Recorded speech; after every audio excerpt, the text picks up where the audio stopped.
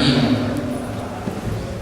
الحمد لله الذي جعل للعلماء أعلاما وثبت لهم على الصراط المستقيم أقداما، وجعل مقام العلم أعلى مقاما، وفضل العلماء بإقامة الحجج العلمية ومعرفة الأحكام، فهم أي العلماء أهل المحاضرة والإلهام، ونار للعارفين لطائف سره فشغلهم عن جميع الألام. نحمده سبحانه وتعالى الملك الواحد العلام، ونشكره على ما عمنا جميعا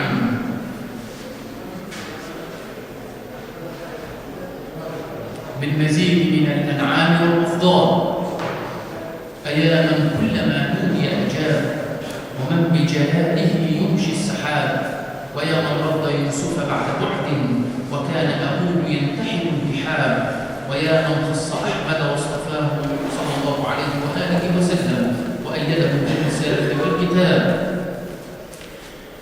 ونصلي على المبعوث رحمة للعالمين الذي أرسله ربه بشيرا ونذيرا إلى الناس أجمعين. أرسله ربه ليخرج الناس من الظلمات إلى النور بإذن ربهم إلى صراط العزيز الحميد. أرسله ربه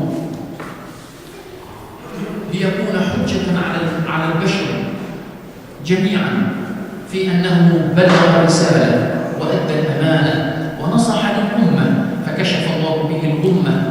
فاللهم اجزه خير ما جزيت نبيا عن أمته ورسولا عن رسالته، وارض اللهم عن أصحابه جميعا نجوم المهتدين ورجوم المعتدين، وعلى أزواجه أمهات المؤمنين وعلى آل بيته رحمة الله وبركاته عليكم أهل البيت إنه حميد مجيد، وعنا معهم جميعا من الحاضرين والحاضرات بإحسان إلى يوم الدين. ثم أما بعد، فطبتم وطاب ممشاكم وتبوأتم من الجنة منزلا، وجعله الله في ميزان حسناتكم جميعا، وتقبل الله منكم هذا الصلح الإسلامي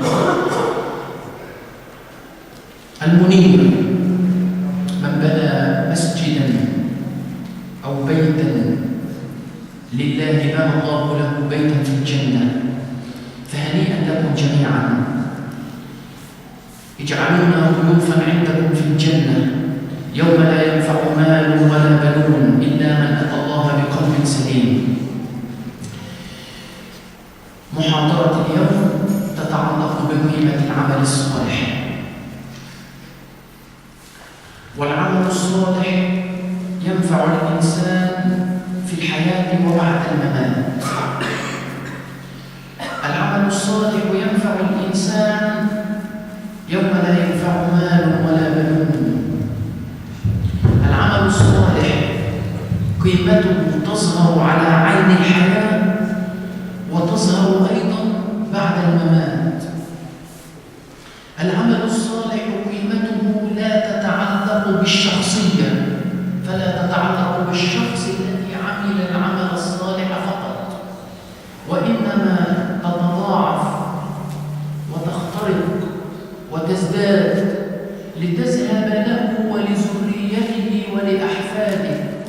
قال تعالى: وأما الجدار فكان لغلامين يتيمين في المدينة وكان تحته كنز لهما وكان أبوهما صالحا فأراد ربك أن يبلغا أشدهما ويستخرجا كنزهما رحمة من ربك وما فعلته عن أمري. قال علماء التفسير: وكان أبوهما صالحا هو الجد السابع، وبعض علماء التفسير قال هو الجد الرابع عشر. قال تعالى: وليخشى الذين لو تركوا من خلفهم ذرية ضعافا خافوا عليهم فليتقوا الله وليقولوا قولا سديدا. إذن فالعمل الصالح قيمة متبادلة، كنز متوارث يلحق بالأبناء والأحفاد. قال صلى الله عليه وآله وسلم: إذا مات ابن آدم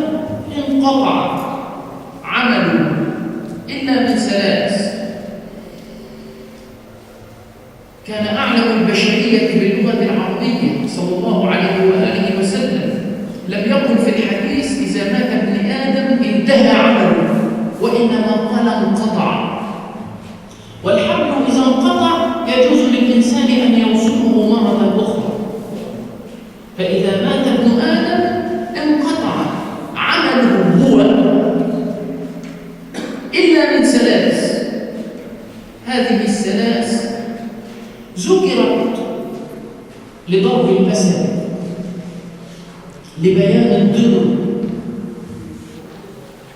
الذي يسلكه الإنسان في حياته. فقال ولد صالح يدعو له. قال العلماء ليس المقصود بالولد هو الولد الصلب، وإذا قلنا بهذا فلن يدخل في معنى الحديث بالضمنية من ليس له ذرية.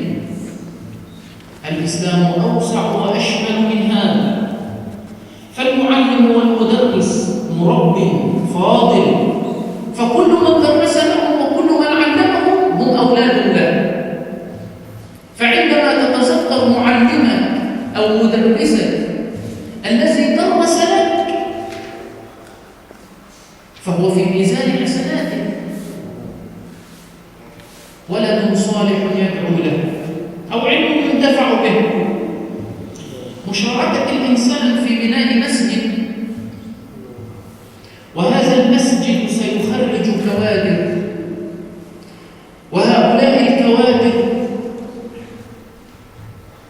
سيطوفون الأرض ويكون لهم تلامذة ويعلمون، وهؤلاء التلامذة سيعلمون تلامذة أخرى، وسينتشر العلم، وهذا كله في ميزان حسناته من باب العمل الصالح. صدقة جارية، تصدقت في بناء مسجد، أو شاركت امرأة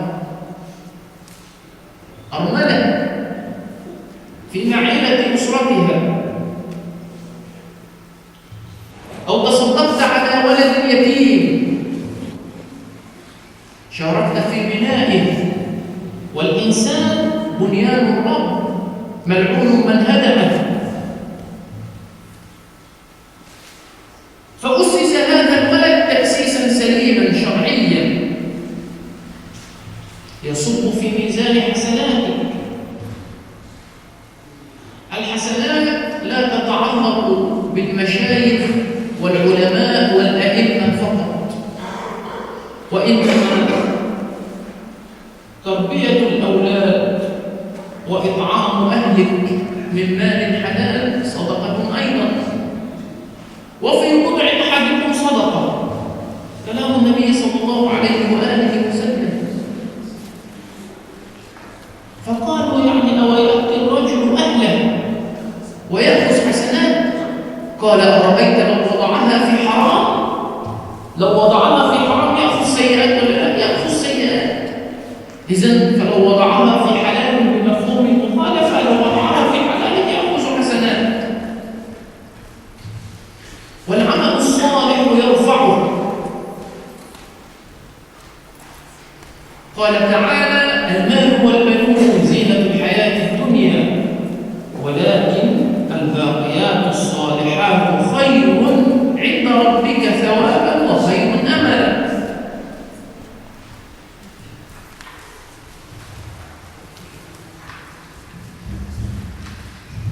أعوذ بالله من الشيطان الرجيم. بسم الله الرحمن الرحيم. الحمد لله والصلاة والسلام على رسول الله.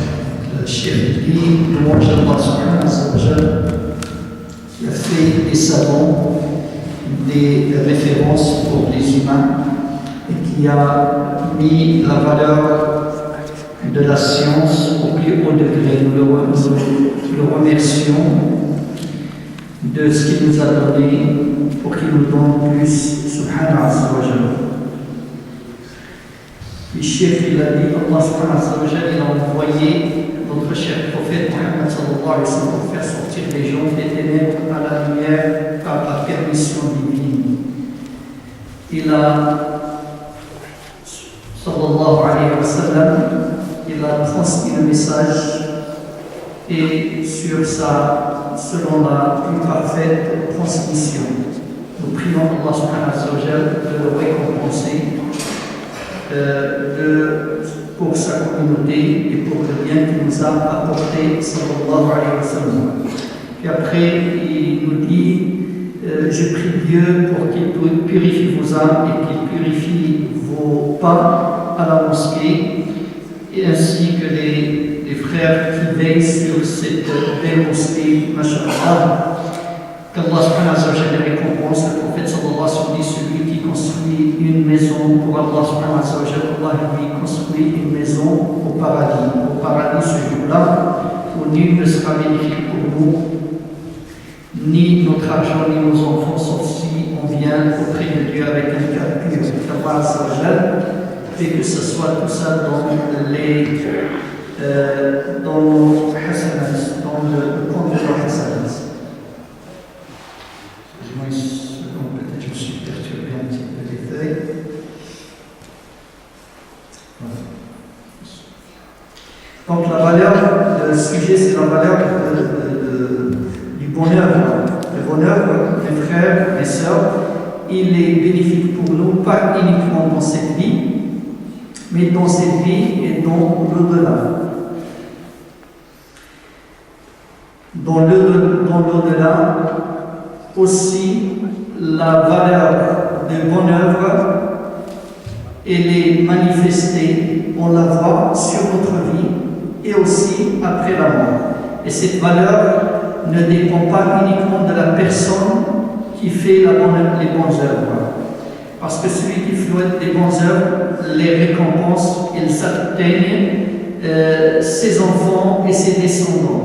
Vous connaissez tous le verset dans la sourate de la caverne, Al-Kahf, où Allah Azza wa Jalla parle de ce mur, donc quand le Khader qui l'a reconstruit, il dit la raison parce qu'il y avait un trésor sous ce mur. Il dit, et leur père, il était quelqu'un de pieux, faisait des bonnes œuvres. Et les savants de l'exégèse, ils disent c'est pas leur père direct, mais c'est l'aïeul, le 7e grand-père. Il y en a d'autres qui disent le 14e aïeul de ses enfants. Donc les bonnes œuvres, c'est un trésor qu'on le laisse pour les générations à futur. On fait le bien, on travaille pour les enfants de nos enfants. Inch'Allah. Le prophète sallallahu alayhi wa sallam dit quand le fils d'Adam meurt, toutes ses œuvres s'interrompent sauf trois choses. Le prophète sallallahu alayhi wa sallam, il était le meilleur de la créature, le meilleur connaisseur de la langue arabe. Il n'a pas dit intaha. Il n'a pas dit s'achève, s'arrête. Il a dit inqata, veut dire s'interrompre. Donc comme une corde, quand il est interrompu, on peut l'attacher des deux côtés. Donc il a dit ces trois choses. Le premier, c'est un enfant pieux qui prie Dieu pour lui. Et là aussi, ce n'est pas uniquement le fils biologique, mais l'islam est plus vaste que ça.